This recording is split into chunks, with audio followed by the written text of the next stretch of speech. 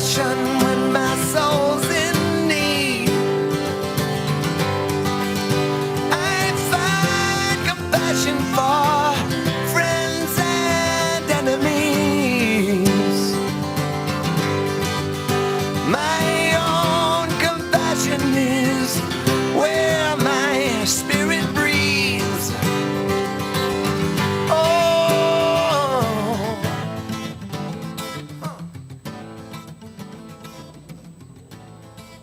Welcome live from Santa Barbara.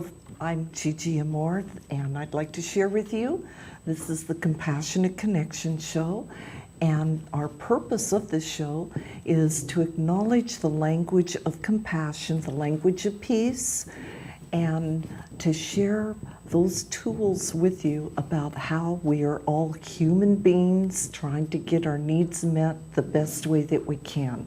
I'd like to suggest that you explore gaining the knowledge of this language, and here's a good way to start. This is Dr. Marshall Rosenberg's most popular best-selling book, and it is fabulous. It just helps you to communicate in a way where it's peaceful and everybody gets their needs met effectively. Now, this book is in 24 various languages at this point, and it is now in 65 various countries. So obviously there is a big need for this. Now tonight I'm really excited. We have a very special guest back with us, Dr. Robert Mathis. Thank you for being back with us. Thank you for having me, Gigi. This is going to be a fun and informative show. This is going to be about medical cannabis and some truth to what this is all about for our bodies. And Dr. Mathis is the person that can actually tell us how this affects us. So I'm excited to learn a lot, and I'd like to let you know a bit about Dr. Robert Mathis. He is a family practice trained medical doctor. He is board certified in anti-aging medicine, holistic medicine, addiction medicine, and as a clinical nutritionist specialist. He is studying environmental medicine, and he continuously is attending medical conferences at least twice a month. Yep. And he has attended, way over 4,380 hours of lectures. Probably 4,500 by now. Oh, it is amazing. You really have a lot going on in this, and I'm so happy you're here to explore this hot topic. It was an excellent seminar. You're going to get 3 days of medical cannabis crunched into 45 minutes. Oh my gosh, there's so many good things to share with us. Okay, well, please, I guess we could go ahead and begin with Start now? Okay. starting about the history of this cannabis. Okay, I'm going to have just a little brief disclaimer. This show is meant to educate and inform. It does not condone or condemn the use of products or medications that will be brought up or talked about in this lecture. Consult your health care provider for specific uses and use for treatment of a specific disease or condition. Okay. So the history. It's an herb. We're going to talk about an herb tonight. The herb is what we're calling medical cannabis. There's a couple of hundred ways to describe cannabis. They call it weed and joints and so forth. But we need to bring some credibility and authenticity to medical cannabis. I have gone to this seminar, which is the first one I've ever seen out there, and it was excellent. In fact, the title of our show, called The Medical Cannabis, The Science, The Truth, is the title of the seminar that I went to, and I did ask them for permission to use that title. And they said, please, go ahead. Most of our medications are derived from plants or some part of a plant. The use of cannabis dates back to 5,000 years ago. The campaign against cannabis began in 1911. William Hearst was worried about hemp, that it would ruin his newspaper business because they make paper from hemp, and he didn't want to use hemp paper, he wanted to use tree paper. Okay. The Federal Bureau of Narcotics was founded in 1930. That's interesting. And the Marijuana Tax Act began in 1937, which made any use of marijuana taxable, any legal use of it taxable. I didn't know that, but that's interesting. The Controlled Substance Act began in 1970. That's when, roughly when Nixon declared war on drugs. Cannabis is listed as a Class 1 drug. One of the most dangerous is the Class 1 drugs. And the DEA was founded in 1973. I mean, this is not a long time ago. Gosh. So I'm curious, what's our current legal status of cannabis in? So currently, there are 4 states plus the District of Columbia, Washington, allow legal recreational cannabis. There are 23 states that allow medical cannabis use. There are 18 states that allow CBD cannabis only. And there are 16 states that have discriminated against cannabis and maintain that it's a Class 1 drug and it's illegal to use that. So I'm hopeful you're going to tell us about our California history of cannabis. So in California, it turns out that in 1996, the voters approved what they call 215, the Compassionate Use Act, the CUA. We were the first state to protect medical cannabis patients. You must have a recommendation from a doctor. The types of problems that are typical are AIDS, cancer, anorexia, chronic pain, migraines, glaucoma, seizures, muscle spasms, severe nausea, insomnia, and other types of disabilities are considered reasonable for use of medical cannabis.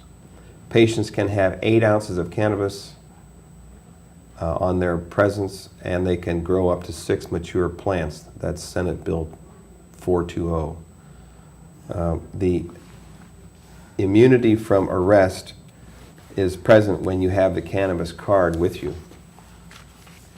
Then there's the Medical Cannabis Regulation and Safety Act, which was enacted in 2015. It consists of 3 bills, AB 266, AB 243, and SB 643. I mean, I'm just presenting this so people understand that there's a lot of legal pathways, and there are a number of folks who are really trying to get this excellent medication brought to the surface where people can use it comfortably and legally in the right circumstances. It's very helpful. We saw several cases. We actually had patients who were there. There's this one young man who was deathly ill with inflammatory bowel disease. In fact, they were about to, after trying various medications that failed, they were about to take out a good portion of his colon. And that the family, the father of the boy they decided to move to Colorado where they could get medical cannabis of a particular strain, which we'll talk about strains, that would help him. And had they not moved, they would have had to take out most of his colon, which he would have to wear a bag on his side for the rest of his life. He was 16 at the time. How it presented was he was probably on his way to this disease, and he had an episode of near drowning. And the near drowning was so stressful to his body that it caused a presentation of the inflammatory bowel disease, and that started the whole autoimmune inflammatory bowel process. And over the years, and with the various treatments and the many hospitalizations, he ended up in Colorado, and the medical cannabis stopped everything. It stopped his surgery. He didn't need his surgery. It's calmed the whole disease down. And working with shall we say, a educated provider of the cannabis product, this person was able to get the strains, the mixture of the strains that would produce the results they were looking for. And the answer is, no, he's not high. No, he's not high. I talked to him, and I also was very happy to talk to him, and I did talk to his dad, and I thanked his dad for being such a loving, caring parent to try to help his son out of a horrible situation, which was virtually almost lethal to him because of not only the medications, but the surgery that was coming up. So there's one example of a person, and I'll talk about more as we go along. So this act got enacted in September of 2015. It consists of those three bills. It goes into effect in January 16, and we'll see how that goes. And then the next thing is the Adult Use of Marijuana Act. We'll talk about Yes, that. please tell us about that now. So the Adult Use of Marijuana Act, called the AUMA, would allow non-medical use with strict regulation. Age 21 and over possesses, transport, purchase, consume, share up to 1 ounce or 8 grams, and it allows a person to grow 8 plants for personal use. So this would be more like a recreational use of the product, which some people are looking forward to. So it's just an idea. Okay, but this is a lot of wonderful information. A lot of people have some prejudices about this having medical use that is beneficial, so I'm excited. So I would to say share. that as a medical doctor, as an MD that has practiced for many years, as a person who has essentially not used drugs or alcohol, myself personally, I went to this lecture with an open mind to hear what they had to say. And this group, this called United Patients Group, they're just trying to bring the science forward. There was an MD researcher who got up and he gave about a 2-hour presentation about the multiple medical uses of the various parts of the cannabis plant, including what we'll talk about tonight, the CBD, CBD1 and 2 receptors, and the CBD and the THC-A, THC, CBD-A, CBD, and then the terpenes, which we'll talk about. So the presentation was well done. Nobody was smoking marijuana at the presentation. And various patients. We also had another patient who was a police officer, and he is the last person who would ever smoke marijuana. He was in a terrible car accident, and he ended up in the hospital with all the gadgets hooked up with severe brain trauma. And he was in a coma for a number of, I think it was a couple of months. And he came out of his coma, but he had problems with seizures. And he had some difficulty with speaking and so forth. And his brain was very damaged, and it turns out that in time, he tried the medical cannabis product, and it is the reason that he's probably able to function today. Now, I don't recall if he went back to becoming a police officer again, but he was present at the conference. There were a couple of extreme sports athletes, football players who were there, who have traumatic brain injury from their sport. And they also have been able to stabilize themselves. One of the football players, a really great guy, had his wife and child there, and he just explained that, his injury led to a divorce, and his uncontrollable behaviors were difficult to manage by the family, by the wife, and he wasn't doing well. And so because he's able to use the medical cannabis, he can control the damaged brain much better, and he's able to function in a normal fashion. I don't believe he plays football, but he is still very functional with business and so forth, and he has a new child with a new wife, and he's doing really well. So it brings a degree of respect to you to understand that what people may have passed around 40 or 50 years ago, or even last night, who knows, that this product has a lot of medical uses that we need to try to understand as a society, as a group, and it can produce wonderful changes. I received a phone call from a patient today who's suffering from a cancer, and there are some research and some cures for cancer out there for this product. Now, again, that's as a medical doctor, you're going to have to show me, because I'm a show me guy. If I don't see it, I don't believe it. But there are a couple. I think there was one woman up there that had a cancer. She was a probation officer. And she's the last person to smoke marijuana or to have medical cannabis in her house. But she said that it took away this breast cancer that she had. So what I'm doing is I'm directing a patient to contact, and it's not simple. It's a little bit complicated because you need somebody who understands the strains and who understands how to mix and match, and they grow these different strains genetically. So it's kind of fascinating how the people who are getting a hold of this are really trying to do something with the product. Not get high, but try to get well, which is a whole different concept. So the dosing is much smaller. It's infrequent. It's used differently than like a patient I have who smoked the stuff since he was 16 and who's in his 20s, and he smokes tons of it every day, and that's a disaster. Side effects can include schizophrenic-like behaviors, depression, severe anxiety. I had another patient recently who was given a lot of cannabis for her medical problem, and it did produce a psychotic-like behavior, which was, I mean, it went away, but the idea was it was tough on the family because she was taking so much of it. But the idea is that we just have to look at it carefully and not be too prejudiced. So I apologize, but there we go. No, that's fascinating. The best part is that it's very helpful for people. That's the best part. So, and I'm not easy to impress, but I'm impressed that I think there's something there. So that's why we're doing this tonight, is to help. I said this has to go on for people who like to watch this show, to listen and hear about it. Wonderful. A lot of controversy on this, so I'm really excited. Yeah, now, is. how about giving us an example of understanding how the body uses this cannabis? So it's called the endocannabinoid system, the ECS system.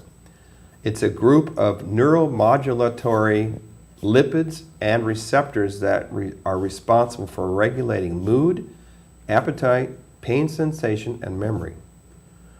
The endocannabinoid system is found in all vertebrate animals and some non-vertebrates.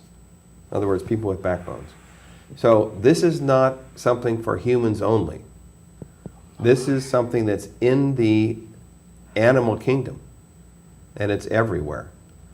And of course you're saying, what's that for? So the endocannabinoids, or the ECS system, are produced naturally by the human body and by the animals. They are? Yeah. And the endocannabinoid receptors are found throughout the body, in the brain, the organ systems, the connective tissues, the glands, and the immune cells. What's going on here? It turns out when you sit and listen to the lecture, I'm sitting there watching the slides are going by, and all of a sudden there's a slide of a neuron, and there's the message is passing from the pre-neuron to the post-neuron receptor, and if there's too much excitation going on, too much excitable things going on, the system will ramp up the cannabinoid system. The body just turns it on, and the cannabinoid system is like a brake. It's like a built-in brake, and it slows that high level of excitation down and tries to prevent overstimulation. Okay. So that system everybody has one. And we're going to get to something called deficiency syndrome, and we're going to say, well, what's that? Well, my first reaction was, can we measure the endocannabinoid system? Can I just get a patient in here and measure their level right now and see how in harmony they are with themselves? Or if I measure it and it's super low, does that mean that person is kind of like wound up a little too tight? And maybe they need to take a vacation, or they need a new wife or a new husband, or they need a new car, or they need a new job. What do they need to get that thing back in balance? So it turns out there are some labs that are developing testing for the cannabinoid, the internal cannabinoids, and that at some point I may be able to actually order the test, and I can say, oh, look at you, you're a little bit wound up. You need to calm down. That's fascinating. I Interesting. hope so. Well, Interesting. So what are some of the components of the ECS, So excuse me? it turns out that there's a molecule called anandamide, AEA, and something called 2, and I can't pronounce that word, 2AG. And these are two of the important molecules that seem to be produced in the body and are seem to be re-regulated by both internal and external signals. Retrograde messages in the nervous system are there. It's made on demand by the body. In other words, when we get too wound up, this stuff just starts getting produced. And it tries to put the brakes on. But what happens when? What happens when we're so stressed out and we're so busy and we're so California? Oh, whoa, what did he say? What a bad doctor. Well, there is this California thing where we go like hundreds of miles an hour. I mean, go visit Indiana. They're so slow I can hardly, but anyway. So, now they go faster too. But, so it's degraded by enzymes. I mean, it's a whole system that actually puts the brakes on cells. It's incredible. I was in shock. It's like, okay, this really actually works. So where exactly does this cannabis really work in the human body? So the endocannabinoid receptors, the marijuana receptors, but I don't like the word because it doesn't bring respect to this product. Yeah. It's got a bad rap. Yes. But it's actually, we need to just remember that there's marijuana over here, and then there's the cannabinoid system and its medical uses over here. So let's just separate them. So the cannabinoid receptors are thought to be in the most abundant receptors of all in the body. Oh, what does that mean? There may be more cannabinoid receptors in our body than any other type of receptor. In other words, it's trying to put the brakes on. It's trying to regulate our homeostasis and keep us in balance. Now, this is easy to do if we lived 10,000 years ago. But we have to remember, we have this midbrain that was designed and built 10 million years ago, and now we have this whole frontal cortex that's supposed to regulate how we behave and act, but the midbrain is watching everything. And it's just getting ready to react. What'd you say to me? Oh, why, you're just... And you go crazy and you start arguing because that's the midbrain running crazy. And the pretty girl walks by and you go, ooh, look at that. And so that's all midbrain stuff. But up here in the frontal lobe is where all the cognitive power is. And sometimes this frontal gets lost by the mid-reptilian brain going, oh no, we're not doing that, or whatever. Or we're going to steal that car. Oh no, let's not do that. Jeez. All right. So the cannabinoid receptors, let's see, we already did that. Okay, good. Next question. So the next question would be explaining some of the deficiencies. Okay. So let me explain. I wanted to talk about CB1 receptors. The CB1 receptors are found mostly in the nervous system, the connective tissue. There's two kinds of receptors, CB1 and CB2. And the CB1 is typically operated by THC, and the CB2 is operated by the CBD part of the cannabinoid system. The CB1 is a homeostatic effects increase the drive to sleep and eat, and they reduce perception of pain, reduce fear, anxiety. They maintain wellness and happiness, and they promote recovery from stress. That's the CB1 receptors. The CB2 receptors, you're getting a little education tonight. Yes. Everybody gets to know, this is like Cannabis 101. You're going to understand kind of the parts of it. So if you want to become a consumer or a medical consumer, you'll understand you need to talk to somebody who really knows their product. Another issue with cannabis is some of the cannabis is produced by solvent methodology. Some of it's produced by carbon dioxide extraction, and some of it's produced by alcohol extraction. So you need to understand the methods and make sure the solvents aren't in there, because you don't want the benzene, you don't want some of those toxic chemicals that are left in the plant if they don't clean them out of there when they do the extraction. And so it's important to know this. The CB2 receptors are primarily found in the immune system. Oh my God.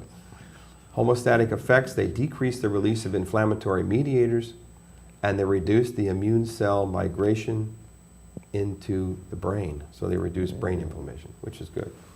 So A lot of great things, right? now we can talk about. The deficiency factors. All right, so we spoke about something earlier called endocannabinoid deficiency syndrome. In other words, marijuana deficiency syndrome. What? What's he talking about? Oh my. There's no such thing. Well, wait a minute. Yes, there is. So the endocannabinoid deficiency syndrome, and I'm trying to talk slow because I want to make sure we get this.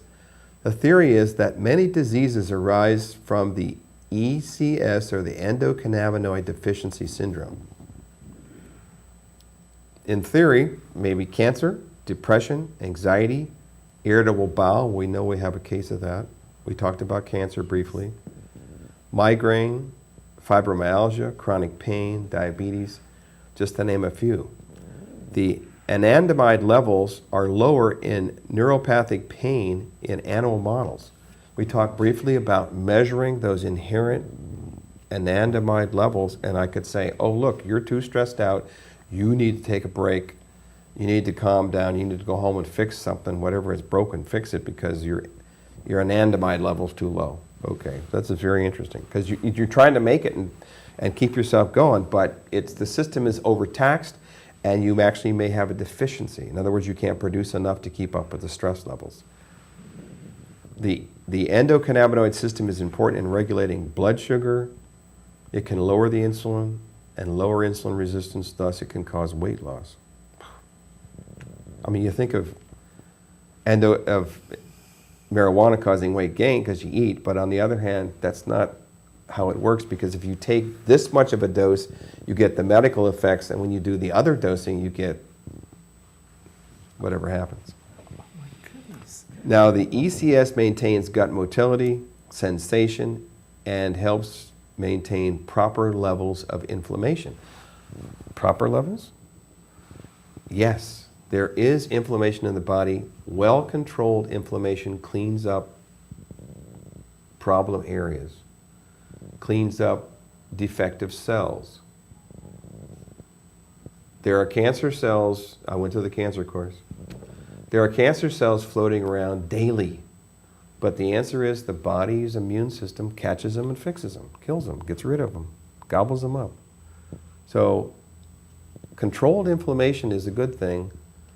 Uncontrolled inflammation, that's not so good. Now you have somebody who's not only their chemistry show high levels of inflammation, but their body shows high levels of inflammation. And then things like coronary artery disease, calcification of the heart, that's probably from high levels of inflammation. The ECS deficiency syndrome, stress is the biggest issue. Apparently stress levels lower the anandamide levels, and we can't defend ourselves against the stress. Increasing the anandamide levels will reduce the stress and the induced anxiety that comes with it. So the outside source of medical cannabis can actually reduce the stress. Many people who use the product know that. But this is why. Because our internal production is damaged by so much stress. It's preventing this from being produced because of the high level of cortisol and adrenal hormones. Anyway. Oh my. Stress is a factor too, of course. Well, I can see we're going to take a quick little break and get back to the serious exploration here. This is going to be a clip with Dr. Rosenberg on suffering.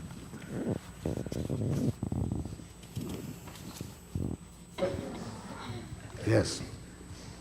You mentioned earlier this morning about enjoying suffering. Could you Yes. elaborate on that? Oh, yes, that's very important. Thank you for bringing back to me about it.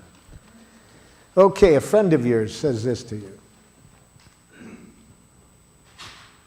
I'm a nothing.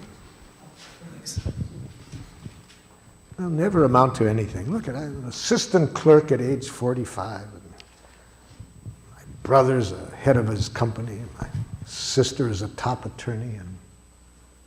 And I'm a nothing. Okay? Now, to enjoy this person's suffering, we have to release ourselves from two kinds of responsibility. First, that we didn't cause the pain. And we want to release ourselves from that, especially when the other person is trying to make us believe we did cause the pain. See, so if this person had started, and you're at fault for all of this, why am I nothing? Especially when a person says that, we do not want to in any way think we caused this person's pain, because you can't cause another person's psychological pain. Well, in this case, the person wasn't saying that, so that's pretty easy to liberate ourselves from feeling responsible. But the second one is the hard one. To think we have to fix it, to make the person feel better. The more we think it's our job to make a person feel better, the more we're going to make it worse. Because you can't fix people. The good news is you don't have to. There is a very powerful healing energy always available if we don't block it. And how do we block that energy? By trying to fix things ourselves.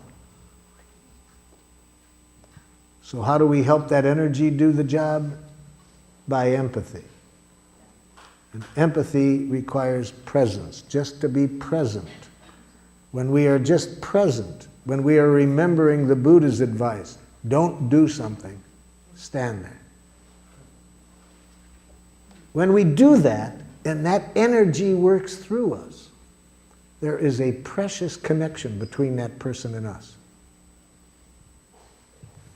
And that precious connection is what I mean by enjoy the pain, to enjoy that precious connection. And whether this person's feeling joy or pain, if we are present there with them, that's what I mean. But we block that beautiful energy whenever we step in and think we have to fix things. So if we say, oh, there, you'll feel better, it'll get over it, we make it worse. When we start to give advice, we make it worse. So what does that look like?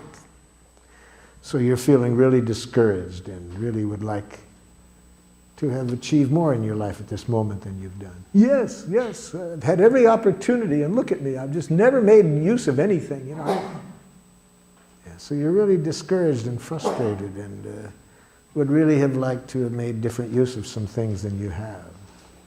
Yeah, see, I'm just present, not trying to fix it. And when that happens, there's a very precious connection. That's what I mean by enjoyment. And that precious connection does the healing, not your advice, not your whatever. Yes? I love that. So refreshing to just really be in the now with whatever the person's experiencing, or you yourself with your internal dialogue. I think that's very important. And usually the answers, the solutions, they come about just naturally. So I love the fact he says you don't have to try to fix or give unwanted advice or go into a story. You can just be there and it can work out. Well, thanks, Marshall. And now, Dr. Mathis, I'm so excited. Now you're going to tell us some more. How can we regulate our own internal system? Oh, I thought you wouldn't ask. Okay, so turns out that we can upregulate our cannabinoid system. Diet has an impact.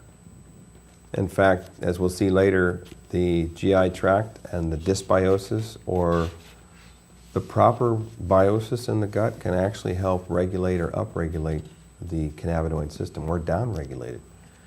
Exercise, modest, normal, kind of easygoing exercise, not the hardcore work yourself to death exercise. Stress management. Oh, God. What is stress management? Would you, Gigi, please tell me what that is. Well, paying attention to not multitasking, Not getting stressed. Yes, too much going on. So stress management is meditation, yoga, working a job you like, being around at work coworkers that are easy to get along with and work well with you, a boss that's relatively friendly as opposed to unfriendly. I went to fix a computer this morning, my other little thing I do, and she lives in a mobile home park, and I said, well, how's the management at this park? Because I remember when I lived here, they were not nice. And we had several not nice management, and she said, oh, now they're wonderful. They're wonderful. So Stress management is finding the place where you should be and try to be there. That's all. Massage, acupuncture. There's various pharmaceuticals that can upregulate analgesics, anti-inflammatories, antidepressants. Some of these things can work, and then cannabis use itself can upregulate the ECS system. Very nice. Another benefit. Right. Now, are there some more components of this ECS system? So what I want to do right now is I want to just educate a little bit so people understand what's going on out there. So we're going to talk about the components of the cannabinoid called the phytocannabinoids. They're found in cannabis and in some other plants also, including echinacea. So the echinacea we get at Lazy Acres, it has a little of some of these products in it, so especially some of the terpenes. So THCA, which is the raw, non-activated form of THC, is an anti-inflammatory, antispasmodic, anti-cancer. THC delta 9 is the active form. It's analgesic, antibacterial, anti-cancer, anti-inflammatory, antispasmodic, appetite suppressant, bronchodilator, and neuroprotectant. Jeez, why would you need to go to the drugstore? Here it is, right? It's the Earth drugstore. The CBDA is the raw, non-activated, anti-cancer, anti-inflammatory, and the CBD, which I've actually had a chance to use that at the office because it's completely legal and available and you can get it in lots of places. There are some very large companies that are producing CBD, medical grade CBD, that's available to the doctor's offices. I've had some people respond to it with sleep issues. I've had some people respond to it with pain issues, and I've had some people not respond. So it probably has something to do with the strains. We'll try to talk about that for a second. So CBD has analgesic, antibacterial, anti-cancer, anticonvulsant, antidepressant, antiemetic, throwing up and so forth, anti-inflammatory, anti-insomnia, antispasmodic, bone stimulant, antipsychotic, and neuroprotectant at reasonable doses. And there's another thing called CBN. Okay, I didn't know that. And it's an analgesic, antibacterial, anticonvulsant, anti-insomnia, and anti-inflammatory. Now, there's actually a magazine out there called the Nurses Cannabis Magazine, and people who use this product, I mean, this young man got up who's a practitioner back from Connecticut or someplace on the East Coast. He has a clinic, and this is what he does. He takes patients in and he tries to find a solution for them for their particular problem, whether it's a seizure disorder, and there were several cases of seizure disorder that were uncontrollable. In fact, I'm remembering now that the person who was the parole officer, she had uncontrollable seizures. And she's like in her 60s, late 60s, and I think she had to retire because she suddenly developed seizure disorder, and she was on 7 or 8 different, as many meds as they could put her on, nothing worked. And there were little kids they talked about with breakthrough seizures. I think Charlotte's Web is an example of that, a product that helps with that. So the answer is, these folks had no place else to go, and they found this doctor back east, and he helped them to find the right strains of cannabis. And I have to emphasize that it's not just weed. We're not just talking about weed here. We're talking about plants that have different, there's like over 85 different types of plants, and there's about 13 in use right now to produce these products, which we'll see about. So, over everything that he recommended, then taking this would be, I'm guessing, less invasive to the body too. Well, less damaging. I mean, medications can be problematic with side effects, and these people, had their share of medications that didn't work, or made them sick, or both, and so they were left with trying to find somebody who could help them. This is where they ended up. And he had an excellent presentation about all of his different patients, and so this next question will bring up some topics in that area, which... Yes, are there any new developments So, in this? I want to just discuss something called terpenes that are produced by the plants, and these are the chemicals that give the plants their unique smell and tastes, which would include things like lavender. And there's terpenes in these. Every plant produces terpenes, and even some insects can produce them as well. Cannabis produces over 100 unique terpenes, chemicals, that are recently being studied and are showing a very effective in conjunction with the cannabinoids in having great medical and therapeutic properties. So the next slide shows the terpenes. There's some here that there's, I just threw up a list. Here's lavender on the list, pine needles, black pepper produces terpenes. And it's known that pepper can be immune stimulating. Maybe it's the terpenes. I mean, where are we going here? Citrus has terpenes in it. Well, citrus, that's like oranges. That's not marijuana, that's citrus. But it has terpenes, which are also in the cannabis plant.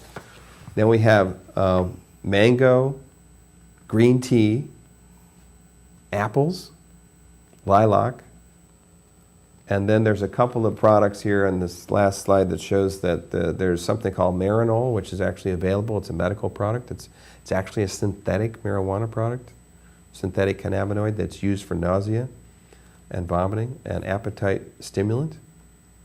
I tried that on one patient probably a couple years ago, and he didn't think it did much for him.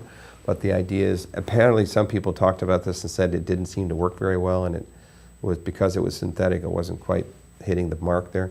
And then there's another product there that's, you can actually order as a physician, you can order that product, and it's a cannabinoid product, and you can see if it works or not.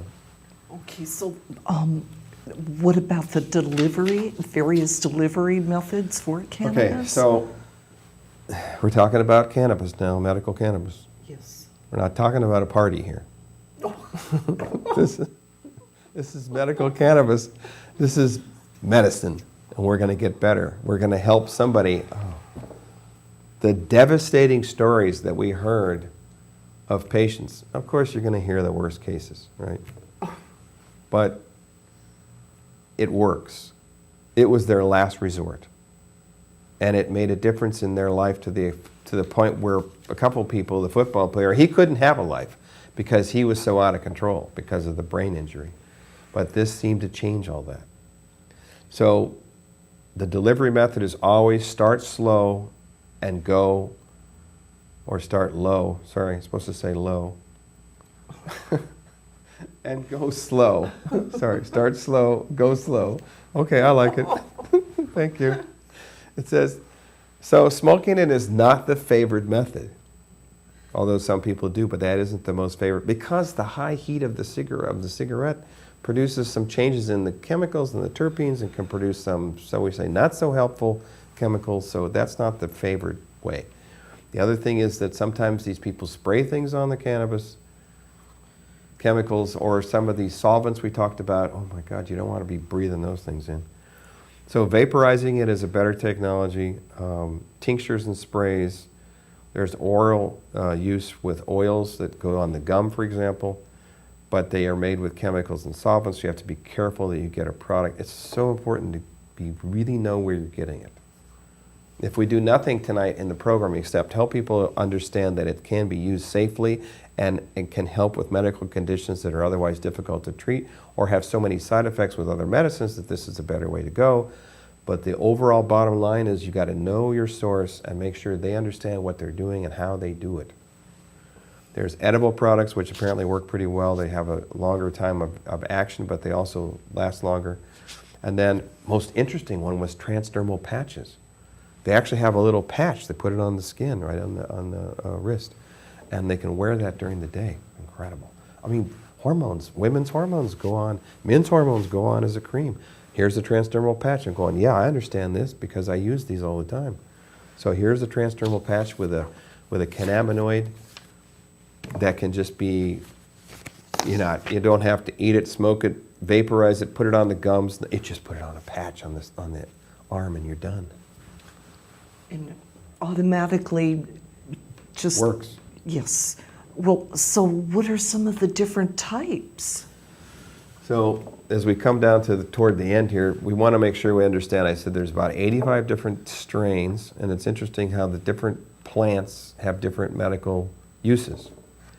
There are about 13 that are presently used, which is kind of what I gathered from the lectures.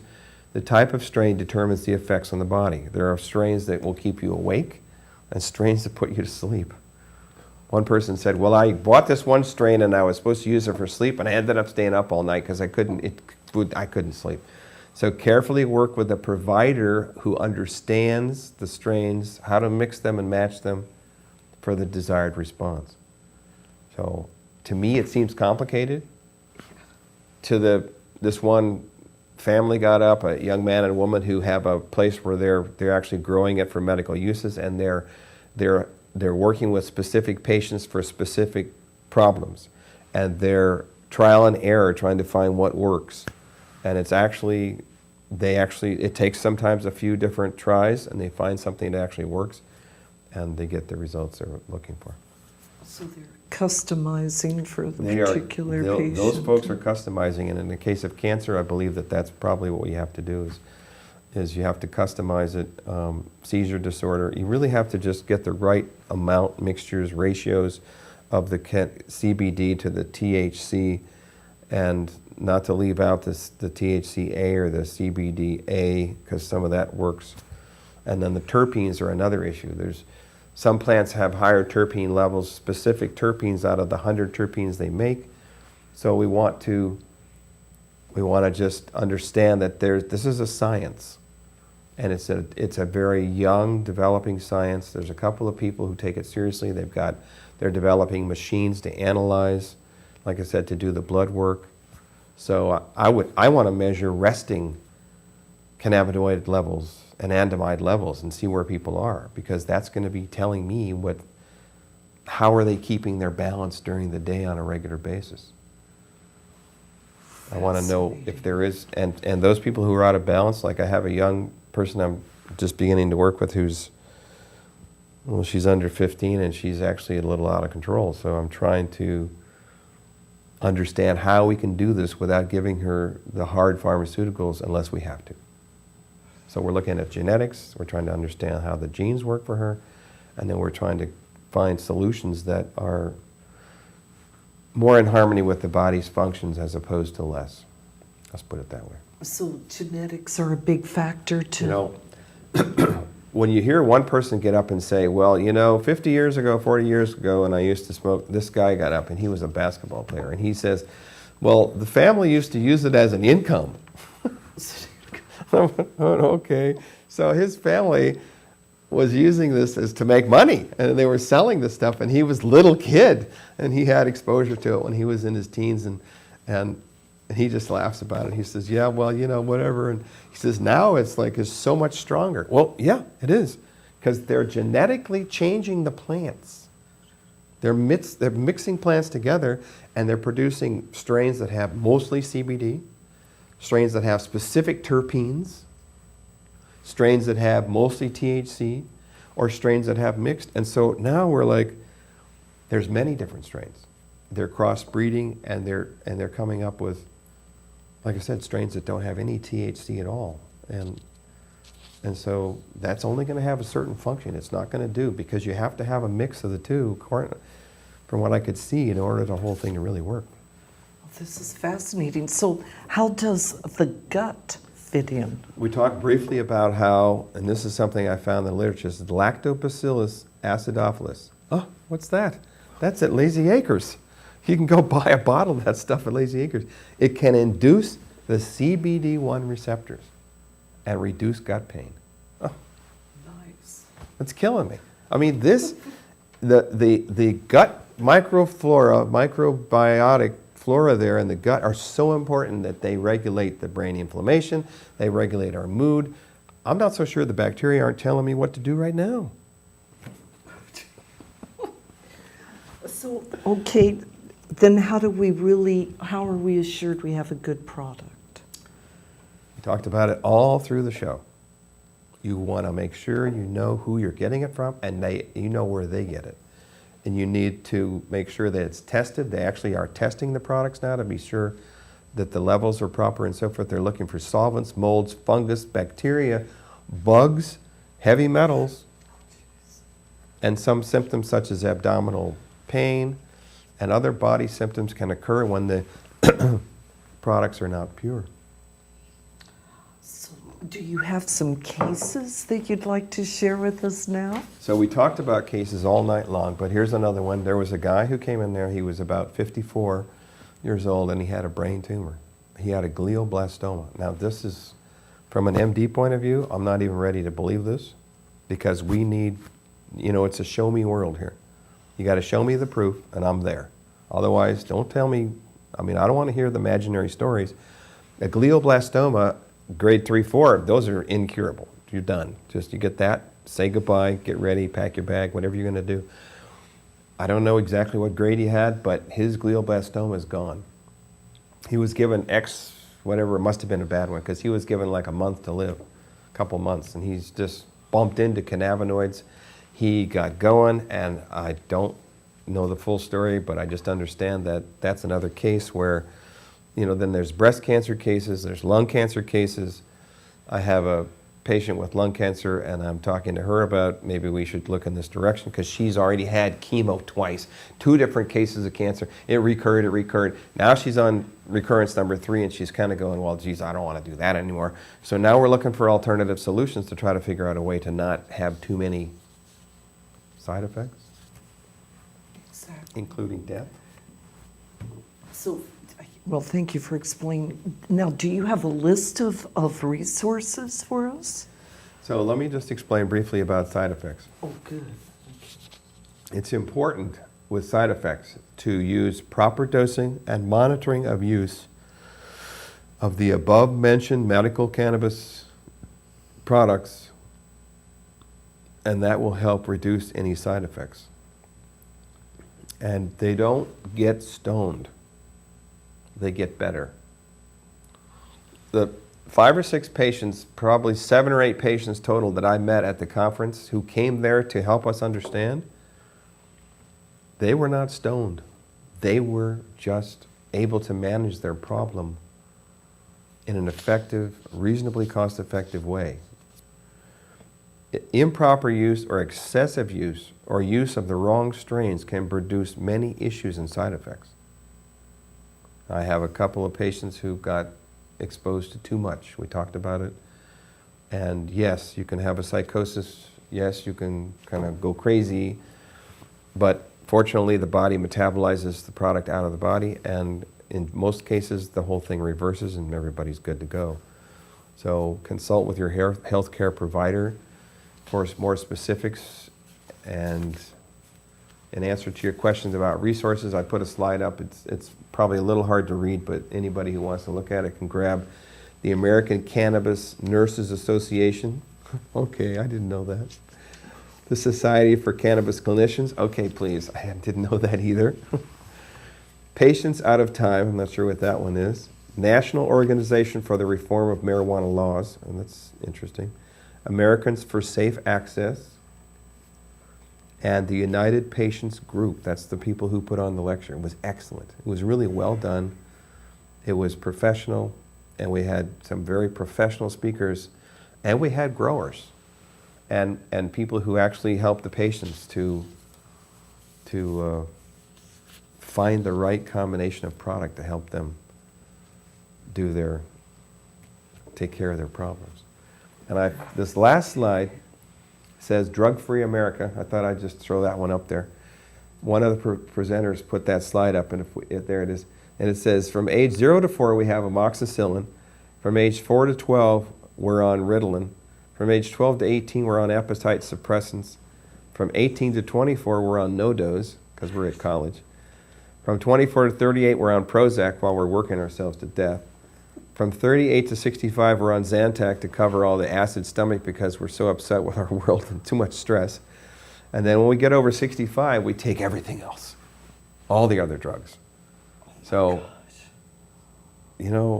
medical cannabis, it was a turnaround for me. I was amazed at how much valuable information is available. It's really complicated. I tried to put it all together in 45 minutes to help people get their Cannabis 101 course out of the way so they understand a little bit more about it. And the science and the truth of cannabis, it's real. And it helps a lot of folks but you got to sort of, it's incognito because they're afraid to come above board. One family had to move to Colorado to get the treatment, or their son had to have radical surgery and wear a bag the rest of his life. Anyway, that's it. Well, this is a great 101 of medical cannabis, Yes, it no is. doubt about it. And I know that I'd just like people to know where they can find you. Okay. You're at our Santa Barbara Balboa building right in the heart of the Right city. here, right here in town. 735 State Street, Suite 201, Santa Barbara. Yep, great spot. And he's, Go shopping if you, yeah, it's family can shop perfect. while they come and visit me and so forth. I know. Well, Park in the mall parking lot, no tickets. I love it. You have so much knowledge. Thank you so this- very much for bringing this controversial type of issue. Difficult topic. Yeah, it really is. Difficult. I hope people have a better understanding. If they don't, give you a call. Oh, you're learning more. Well, I'd just like to thank you for viewing this evening. We're in our 11th year, and I appreciate hearing all of your comments and how you're in such gratitude of all the information that we bring to you. And we're live every Tuesday, excuse me, at 8 o'clock till 9 o'clock. If you have some challenges, concerns, I appreciate your emails, ggm@cox.net, or phone calls. I try to return those as quickly as possible, 805-698-8233. Next week, we will have on life coach Susan Allen, and I'm not sure of the subject, but once again, it will be informative. I'd like to give a special thank you to a couple sponsors. Debbie at Salon D, right here. There's her information. She does marvelous work over there and is just a sweetheart. And Dr. Joe, he is upper cervical care here in Santa Barbara. His information is on the screen as well. And also right here, our TV family, I'd like to say thank you so much to our director, Fred Winter, technical support, Tyler Geck, and right here in the studios, Matt, Mark, so many others throughout the years. Thank you for your encouragement. And for our viewers, I'd like to wish you all permanent, continuous, and inescapable moments of compassionate connection.